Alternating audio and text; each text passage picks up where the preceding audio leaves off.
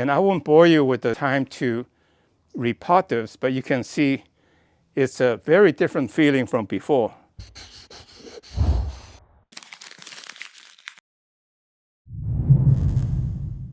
Hi, I'm miltonchang of Bonsaiheirloom. I want to work on this Trident Maple that I had it for about, I would say 20 years. So today what I'll do is I'll cut back the branches to show you the intermediate steps in turning the tree into a bonsai. It is really quite simple. I did this about a year ago, so that's how much it grew in a year. When the leaves are there, it looks quite big. But the ideas I wanted to grow vigorously is to thicken the trunk or keep the tree healthy, but also give me design possibility to increase the branching. So that's what I'll do. So with that in mind, then I just clip away, and then I actually like to take it out of the pot, reorient it to show you the thought process of our reorientation. Yeah, so for example, I'm not exactly sure what happened now, but this branch grows out this way, and then there's a lower branch coming out, so I cut off that. And so instead of a thick branch coming up, consistent with that size branch, now you can see it heals over, and that's a little branch. And the same thing here, same thing here.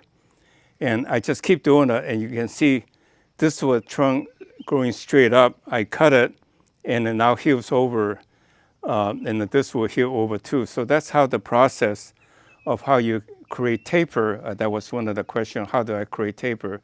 Think of it this way, the amount of trunk here, the thickness of the trunk, is the total amount of wood adding up all these trunks. So every time you cut off a big branch, these smaller ones will come out to grow, and then you have the top branch a little bit less because you got rid of the piece. So that's how you create a taper. So you can see taper, taper, taper, taper, taper, just keep reducing, and that makes the tree look interesting, look natural. Okay, quit talking, and I just clipping off all the redundant growth. And I don't cut it too clean because it will grow out again. I just cut off the redundant branch that shouldn't be there, like this one is growing underneath of it. And this one is coming out in the wrong direction.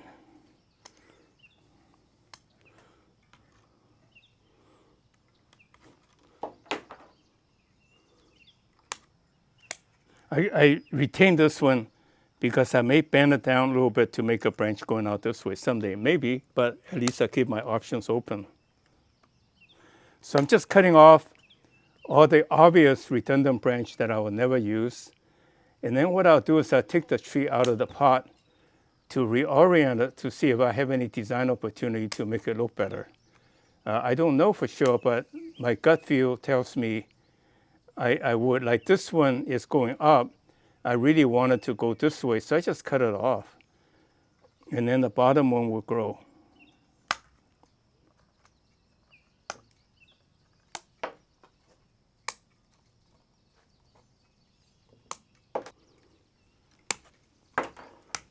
Now this one, I can possibly bend it down to make it go that way. That's where wiring or guide wire can speed up the process.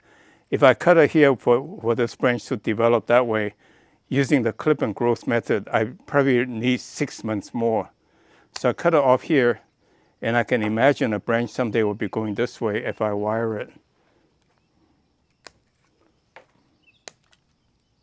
So that's essentially almost done, because you can see now the tree it's gone back to its original design criteria, in a sense, the format, my vision of the tree.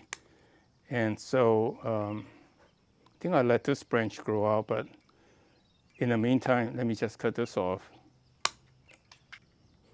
So this branch will come out this way, this will go down this way, this will go that way. So that basically is the tree. There's not much more I can do, but I will now take it out of the pot and see how I can reorient this tree to make it look better. And all my trees are not anchored down by wire because I don't tilt them upside down, or that there's no big wind blow to blow them out of the pot. So they're quite easy to move. You can see I just do a little bit of pulling and it's up. And there's the my root pruning mesh that keeps the roots not winding. You see, there's the mesh, mosquito mesh, and I guess there's a little bit of winding, but not much. I don't have to repot it. So now I look at the tree. I think if I orient it this way, you can see how much more interesting it is. You know, before was like this. A little bit unusual in a sense. I was, my rationale was the tree grows this way and then decide to take off in that direction and not that direction. I think it looked okay. But now if I reorient it this way, you see, this is less drastic, but it's more natural. Look at this at this angle. Right? So to me then, the tree I will pull all this soil off and repot it back in this pot, because the pot is kind of nice with a little bit of curve. So now I'm trying to talk about the basics of technique of choosing a pot. Basically, this tree is not very masculine. This is really more feminine.